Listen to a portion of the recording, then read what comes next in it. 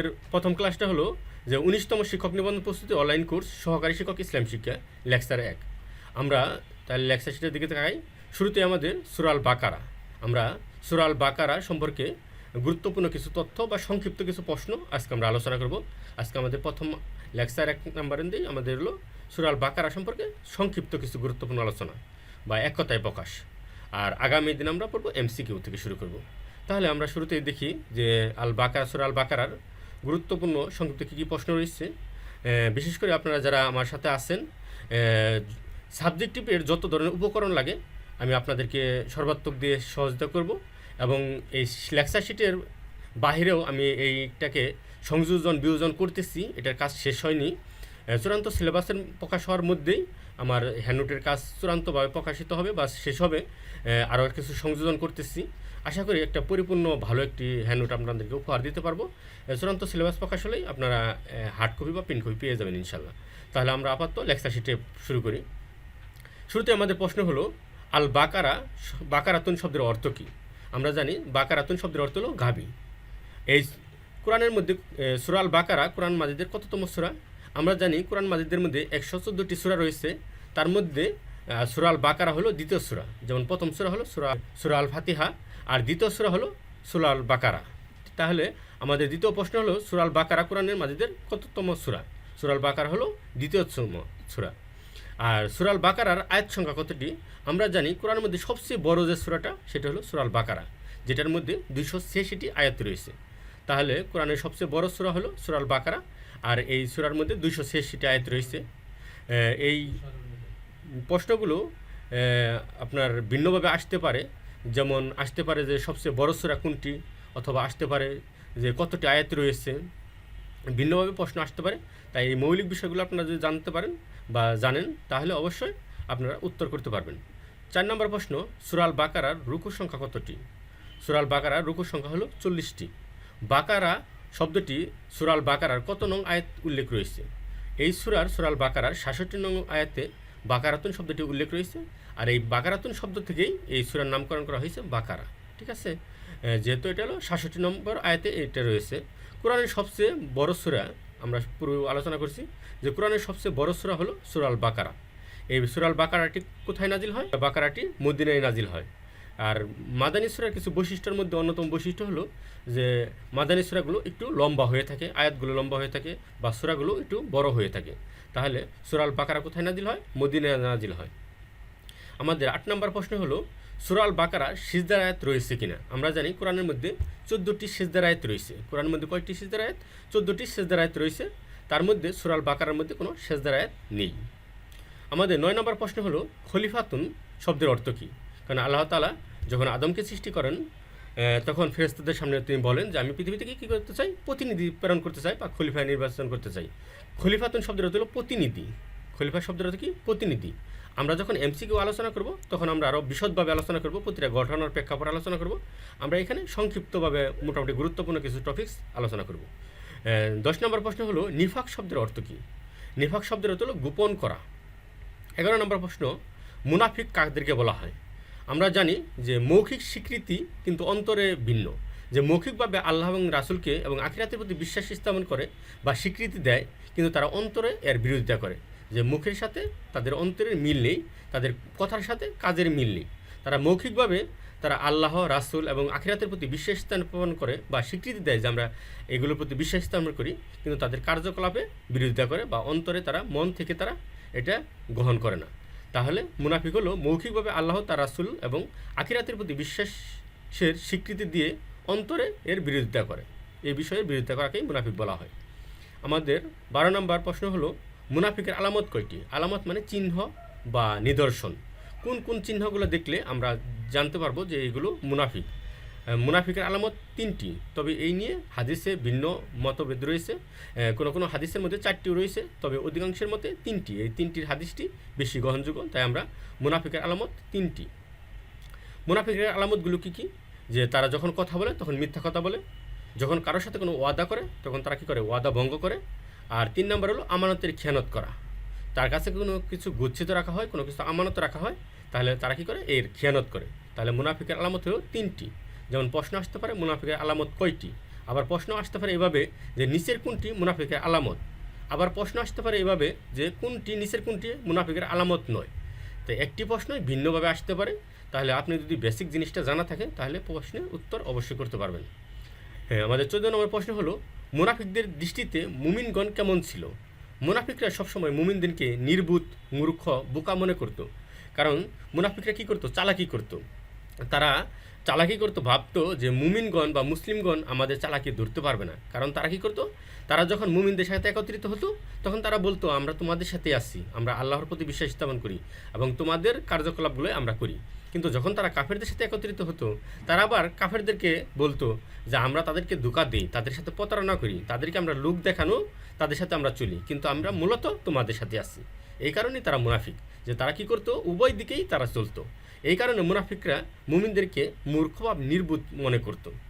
15 নম্বর প্রশ্ন কুফর। কুফর শব্দের অর্থ কী? কুফর শব্দের অর্থ গোপন করা, অস্বীকার করা। এই কারণে আমাদের কৃষকদেরকেও কাফির বলা হয়, কারণ কৃষকগণ কী করেন? বীজ রোপণ করেন মাটির নিচে, যার কারণে কৃষকদেরকে কাফির বলা হয়। তবে এই কাফির আর এই কাফির এক নয়, এটা বাহ্যিক বা শাব্দিক অর্থ এক হলেও অর্থগত বা পারিভাষিক ভিন্নতা রয়েছে। তাহলে কুফর শব্দের অর্থ হলো গোপন করা, অস্বীকার করা। 16 নম্বর প্রশ্ন হলো গিসাওয়াতুন। গিসাওয়াতুন শব্দের অর্থ কী? গিসাওয়াতুন শব্দের অর্থ হলো পর্দা, আবরণ, কোনো কিছুর দেওয়াল। মেন হলো যে পর্দা, যেটার মাধ্যমে আবরণ দেওয়া হয়। 17 নম্বর প্রশ্ন হলো আমাদের আযাবুন আলিম। আযাবুন আলিম শব্দের অর্থ কী? যন্ত্রণাদায়ক শাস্তি। আল্লাহ তাআলা কাফের মুশরিকদের জন্য যন্ত্রণাদায়ক শাস্তি প্রস্তুত করে রেখেছেন। সূরা বাকারার মধ্যে একটি আয়াত রয়েছে আযাবুন আলিম, তাদের জন্য যন্ত্রণাদায়ক শাস্তি রয়েছে। সেই কারণ থেকে লেখা হয়েছে যন্ত্রণাদায়ক শাস্তি, মানে আযাবুন আলিম শব্দের অর্থ হলো যন্ত্রণাদায়ক শাস্তি। মুসলিহুন। মুসলিহুন শব্দের অর্থ কী? সংশোধনকারীগণ। যারা কোনো কিছু ভুল করার পরে সংশোধন করে তাদেরকে বলা হয় সংশোধনকারী। তাহলে মুসলিহুন যেহেতু বহুবচন, সে কারণে সংশোধনকারীগণ। 19 নম্বর প্রশ্ন হলো সুম্মুন। সুম্মুন শব্দের বধির। এখানে আসলে মূলত কাফের মুশরিকদের বলা হয়েছে যে তারা কী করে? শুনেও না শোনার বান করে, তারা দেখেও না দেখার বান করে। ঠিক আছে, এখানে সুম্মুন দ্বারা বলা হয়েছে বধিরগণ, যে তারা কোনো কিছু ইসলামের কথা শুনেও তারা না শোনার বান করে থাকে, তারা যেন বধির। ঠিক আছে। রাদুন। রাদুন শব্দের তো বজ্রধ্বনি, বিদ্যুৎ চমকায় বা বজ্রধ্বনিকে বলা হয় রাদুন। আল্লাহ তাআলা মানুষ এবং জিন জাতিকে কী উদ্দেশ্যে সৃষ্টি করেছেন? কারণ আমরা জানি ওমা খালাকতুল জিন্নি ওয়াল ইনসা ইল্লা লিয়াবুদুন। আল্লাহ তাআলা মানুষ এবং জিন জাতিকে সৃষ্টি করেছেন একমাত্র তার ইবাদত করার জন্য। তাহলে আল্লাহ তাআলা মানুষ এবং জিন জাতিকে সৃষ্টির উদ্দেশ্য হলো তার ইবাদত করা। ইবাদতের মূল উদ্দেশ্য কী? ইবাদতের মূল উদ্দেশ্য হলো আমরা যে আল্লাহ তাআলার ইবাদত করে থাকি, এর মূল উদ্দেশ্য হলো আল্লাহর সন্তুষ্টি অর্জন। আল্লাহ তাআলা যেন আমাদের কাজকর্মে আল্লাহ সন্তুষ্ট থাকেন বা খুশি থাকেন, সেটাই মূলত আমাদের ইবাদতের মূল উদ্দেশ্য। নামাজ, রোজা, হজ, যাকাত, একথায় প্রতিটি ইবাদত আমরা যা যা করে থাকি প্রতিটার উদ্দেশ্য হলো আল্লাহ তাআলার সন্তুষ্টি অর্জন। 23 নম্বর প্রশ্ন হলো বনি ইসরাইল কারা? আল্লাহর নবী হযরত ইয়াকুব আলাইহিস সালামের বংশধরগণকে বনি ইসরাইল বলা হয়। কারণ হযরত ইয়াকুব আলাইহিস সালাম ছিলেন কার? হযরত ইসহাক আলাইহিস সালামের সন্তান। তাহলে ইসহাক আলাইহিস সালামের সন্তান হলো ইয়াকুব, আর ইয়াকুবের বংশধরকেই বলা হয় কি? বনি ইসরাইল। তাহলে বনি ইসরাইল হলো হযরত ইয়াকুব আলাইহিস সালামের বংশধরগণ। তাকওয়া। তাকওয়া শব্দের অর্থ কী? ক্ষুধাভীতি, আল্লাহভীতি, ভয়ভীতি। মুমিন মুত্তাকি কাদের বলা হয়? যারা আল্লাহর ভয়ভীতিতে আল্লাহর আদেশসমূহ পালন করে থাকে এবং নিষেধসমূহ পরিহার করে থাকে, তাদেরকে আমরা মুত্তাকি বলে থাকি, যেটা মূল হলো তাকওয়া থেকে এসেছে। তাকওয়া মানে ক্ষুধাভীতি বা আল্লাহভীতি, আল্লাহকে ভয় করা। যেমন 25 নম্বর প্রশ্ন হলো বাশারুন। বাশারুন দ্বারা কাকেও সম্বোধন করা হয়েছে? বাশারুন দ্বারা রাসূল সাল্লাল্লাহু আলাইহি সাল্লামকে সম্বোধন করা হয়েছে। যেমন আমরা সূরা আল ফাতহে পড়া হয়েছে, আমরা পড়েছি সূরা ফাতহের 8 নম্বর আয়াতে আল্লাহ তাআলা বলেন ইন্না আরসালনাকা শাহিদান ও মুবাশশিরান ও নাজিরান। ওইখানে রাসূলকে সাক্ষ্যদাতা, সুসংবাদদাতা এবং ভয় প্রদর্শনকারী বা সতর্ককারী হিসেবে উল্লেখ করা হয়েছে। ঠিক সূরা বাকারার মধ্যেও এই বাশারুন বা সুসংবাদদাতা বলতে রাসূল সাল্লাল্লাহু আলাইহি সাল্লামকেই বোঝানো হয়েছে। 26 নম্বর প্রশ্ন হলো জান্নাত কি? জান্নাত হলো যে ইসলামী শরীয়তের পরিভাষায় পার্থিব পুণ্য কাজের প্রতিদান হিসাবে পরকালীন শান্তির নিবাস হিসেবে আল্লাহ তাআলা মুমিনদেরকে যা দিবে বা যে আবাসস্থল দিয়ে থাকে সেটাই হলো জান্নাত। যে মানুষ আল্লাহ তাআলার হুকুম হাকাম মেনে চলার কারণে আল্লাহ তাআলা পরকালীন জীবনে যে একটা সুন্দর আবাস ভূমি দিবেন, সেটাকেই বলা হয় জান্নাত। জান্নাতের কয়টি স্তর রয়েছে? জান্নাতের 8টি স্তর রয়েছে। মর্যাদার ভিত্তিতে এই 8টি স্তরে মানুষ থাকবে। সেই 8টি স্তর কী কী? জান্নাতুল ফিরদাউস, জান্নাতুল মাওয়া, দারুল মাকাম, দারুল কারার, দারুল নাইম, জান্নাতুল আদন, দারুল খুলত, দারুস সালাম।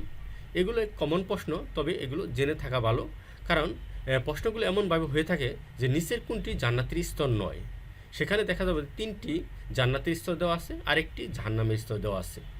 এবং এমন হতে পারে যে নিচের কোনটি জান্নাতের স্তর। সেই ক্ষেত্রে অবশ্যই আমাদের জান্নাত এবং জাহান্নামের স্তরগুলো মুখস্থ থাকতে হবে। জাহান্নাম কি?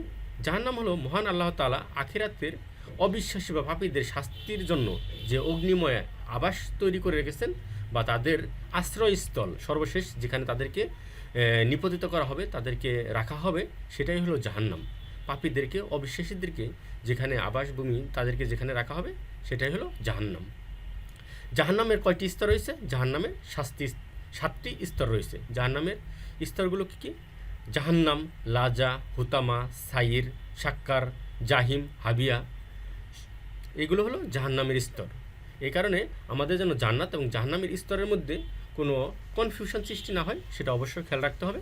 কারণ আমাদের এমসিকিউ প্রশ্নগুলো এমন হবে যে নিচের কোনটি জাহান্নামের স্তর। দেখা যাবে যে 4টির মধ্যে 3টি দেওয়া থাকে জান্নাতের স্তর, 1টি জাহান্নামের স্তর। এই কারণে আমাদের মধ্যে কনফিউশন না হয়, অবশ্যই আমাদের ক্লিয়ার থাকতে হবে এই বিষয়গুলো নিয়ে। ফাসিক কাকে বলা হয়? যে মুমিন কবিরা গুনাহ করে কিংবা সগীরা গুনাহ করার পর ওই সগীরা গুনাহের উপর অবিচল থাকে, সে কবিরা গুনাহ করে অথবা সগীরা গুনাহ করে কিন্তু সগীরা গুনাহের উপর অবিচল থাকে, সে স্থির থাকে, তাদেরকে ফাসিক বলা হয়। আল্লাহ তাআলা বলেন খাতামুল আল্লাহ দ্বারা কী বোঝানো হয়েছে? যেমন সূরা বাকারার মধ্যে খাতামাল্লাহু আলা কুলুবিহিম, আল্লাহ তাআলা তাদের অন্তরের মধ্যে মোহর মেরে দিয়েছেন। এই যে খাতামাল্লাহু আলা কুলুবিহিম, এখানে খাতামাল্লাহু দ্বারা আল্লাহ কী বলেছেন? সিল মোহর, তাদের মধ্যে একটা মোহর মেরে দিয়েছেন। কারণ ওই মোহর মারার কারণে তাদের অন্তরের মধ্যে কোনো ভালো কথা, আল্লাহর সঠিক পথের উপদেশগুলো তাদের কর্ণে পৌঁছায় না, তারা চোখ দ্বারা দেখে না। যার কারণে খাতামাল্লাহু আলা কুলুবিহিম, আল্লাহ তাআলা তাদের অন্তরে কী করেছেন? মোহর মেরে দিয়েছেন। এখানে খাতামাল্লাহু দ্বারা কী উদ্দেশ্য? সিলমোহর উদ্দেশ্য, গুমরাহির সিলমোহর, যে তাদেরকে যত ভালো উপদেশ দেওয়া হোক, তারা কী করবে না? উপদেশ গ্রহণ করবে না।